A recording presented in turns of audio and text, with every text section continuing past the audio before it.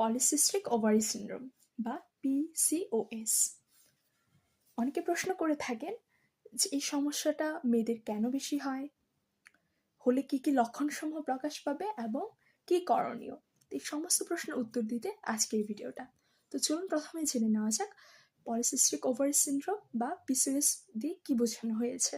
ধরুন এটা হলো মেয়েদের হরমোন ভারসাম্যহীনতাজনিত একটি সমস্যা, যেখানে মেয়েদের যে ওভারি সেখানে ছোট ছোট অনেক সিস্ট তৈরি হয় এবং হরমোনের ব্যালেন্সটা নষ্ট হয়ে যায়।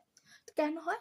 বেসিক্যালি ধরুন আপনি একটা এমন জীবনযাপন করছেন যেটা অনিয়ন্ত্রিত, মানে প্রপার ঘুম নেই, প্রপার খাওয়া দাওয়া নেই, তখন হতে পারে বংশগত হতে পারে। তার পাশাপাশি ধরুন আপনার বডিতে ইনসুলিন ব্যালেন্স যদি নষ্ট হয়ে যায় তখন হইতে পারে। অথবা দেখা গেল যে আপনার লাইফস্টাইলের জন্য হঠাৎ করে আপনি অনেক বেশি প্রসেসড করা খাবার বা হচ্ছে ফাস্ট ফুড অনেক বেশি খান, সে কারণে আপনার হরমোনের একটা ইমব্যালেন্স হয়ে গেছে, যে আপনাদের বডিতে, মানে মেয়েদের বডিতে পুরুষের যে হরমোন সেটা বেড়ে গেছে। তখন যে প্রবলেমটা হয় সেটাই হচ্ছে পলিসিস্টিক ওভারি সিনড্রোম। তার পাশাপাশি আরেকটা কারণ হচ্ছে ওজন বেড়ে যাওয়া। তো সেজন্য আমাদের এখন কি করণীয়? অবশ্যই চেষ্টা করবেন নিজের যে ওজন সেটাকে নিয়ন্ত্রণে রাখা, তার পাশাপাশি প্রপার একটা ব্যালেন্স ডায়েট অনুসরণ করা।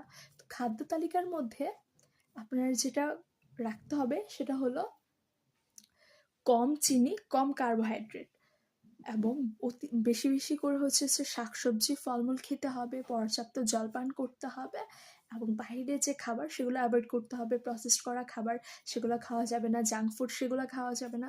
তার পাশাপাশি প্রপার ঘুমাতে হবে এবং প্রতিদিন চেষ্টা করতে হবে একটু হাঁটার অভ্যাস কর, বা আপনি টানা ধরুন হচ্ছে একটু ভারী কিছু হচ্ছে তুললেন, একটু শারীরিক ব্যায়াম করলেন। যদি ব্যায়াম পসিবল না হয় তাহলে দ্রুত চেষ্টা করবেন 30 মিনিট হাঁটার। এখন কি কি লক্ষণ নিয়ে আসে পেশেন্ট? পেশেন্ট বেসিক্যালি নিয়ে আসে আপনার যে ধরুন হরমোনাল ইমব্যালেন্সের কারণে আপনার পিরিয়ড ইরেগুলার হচ্ছে, প্রপারলি হচ্ছে মাসিক হচ্ছে না, বা হলো অনেক বেশি রক্তকরণ হচ্ছে অথবা কম রক্তকরণ হচ্ছে, অথবা দেখা যায় যে বিভিন্ন জায়গায় শরীরে লোম গজাচ্ছে, যেমন মুখে, হাতে, পায়ে।